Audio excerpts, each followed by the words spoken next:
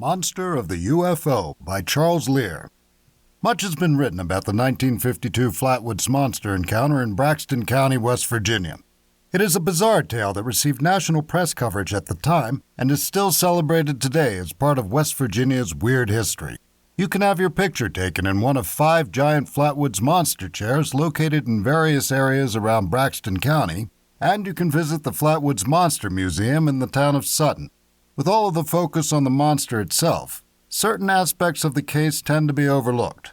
For one thing, this was the very first report of a creature associated with a UFO. For another, the case was looked into by some of ufology's very first private investigators.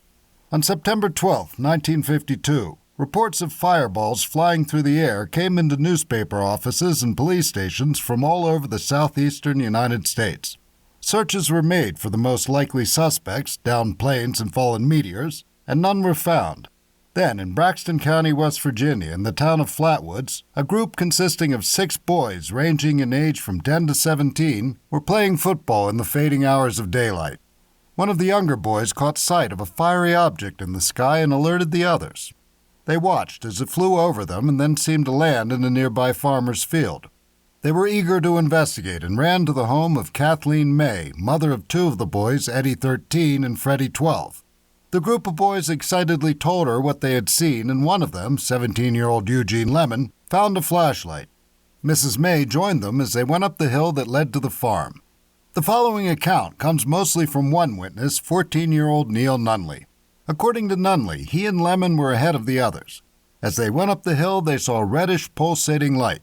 They passed through a gate in the fence around the field and dutifully closed it behind them.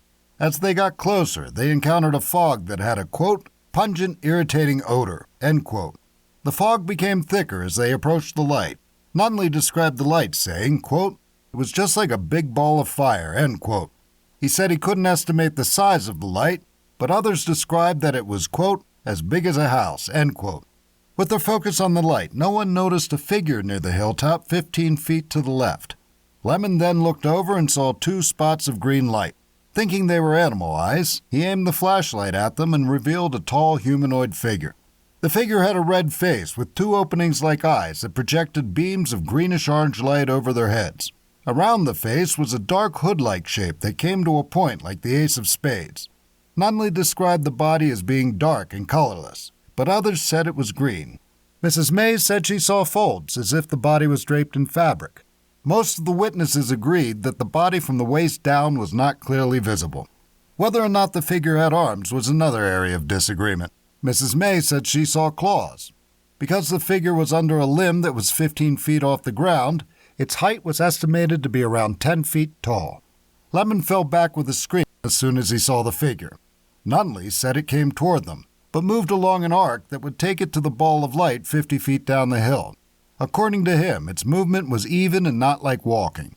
As it moved toward the light, the witnesses fled. During their exit, their panic was such that no one bothered to open the gate. Mrs. May reportedly cleared it in a single leap. The story made the local papers that Sunday, and by Monday the news was national. It caught the attention of Gray Barker, a man then living in nearby Clarksburg, West Virginia, who had been born and raised in Braxton County. Barker was a frustrated writer and science fiction fan who ran a theater booking agency. He contacted Ray Palmer, publisher of Fate magazine, and offered to investigate and write an article for the magazine. Palmer accepted his offer and gave him a deadline. The article was due the following Monday, and Barker had only that weekend available to investigate. When he went to Braxton County, Kathleen May and Eugene Lemon were in New York City. They had been invited to tell their story on the television show, We the People. The only witnesses available that first day were the remaining boys, and Barker was able to interview them on tape. He was most impressed by Nunley, whom he described as being, quote, a very level-headed and unimaginative youngster, end quote. He was able to interview Lemon and Mrs. May the following day.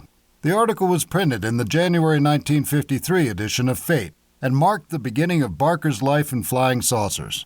He went on to become the chief investigator for the short-lived International Flying Saucer Bureau, link available in the written version of this blog, founded his own publishing company, and wrote several books on the subject.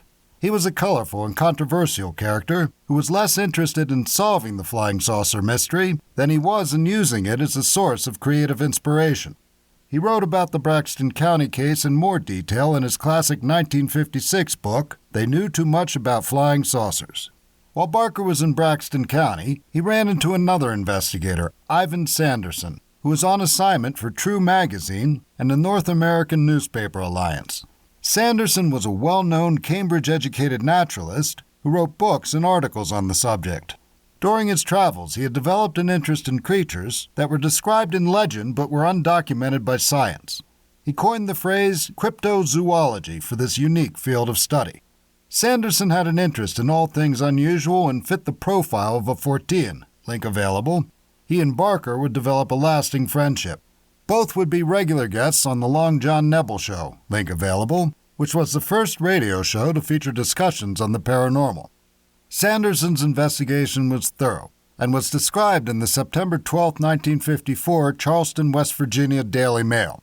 According to that account, he enlisted the aid of Earl Walter and Bert Ash, members of the Charleston chapter of the National Speleological Society.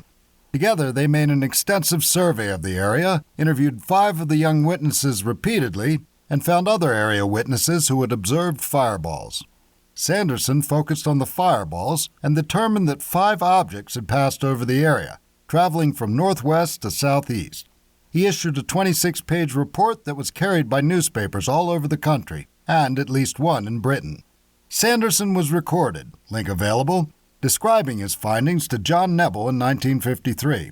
During the interview, Sanderson described 6 objects and speculated that they were spaceships having trouble in a polluted atmosphere.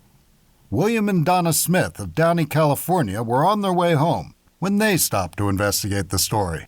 Their findings were reported in the Civilian Saucer Investigator's Winter 1953 Quarterly Bulletin No. 2, link available.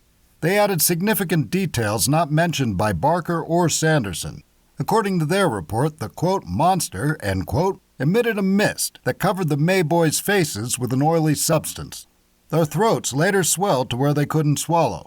Eugene Lemon was affected in a similar manner and still had pain 2 weeks later.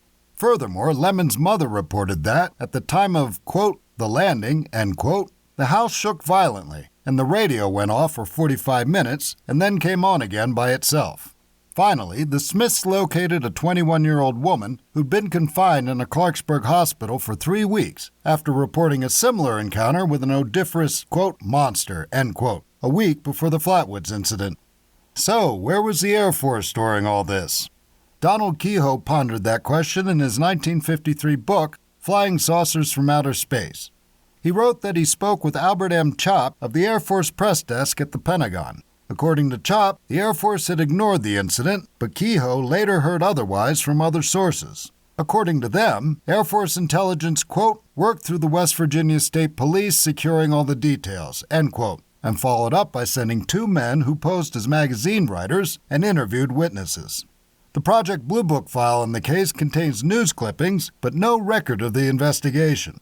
There is, however, an intriguing document that mentions soil samples from another case that had characteristics similar to those of soil from Flatwoods. It ends with the request that, quote, the utmost priority be given to the lab analysis of subject samples, end quote. It seems that, in this case, Blue Book went black.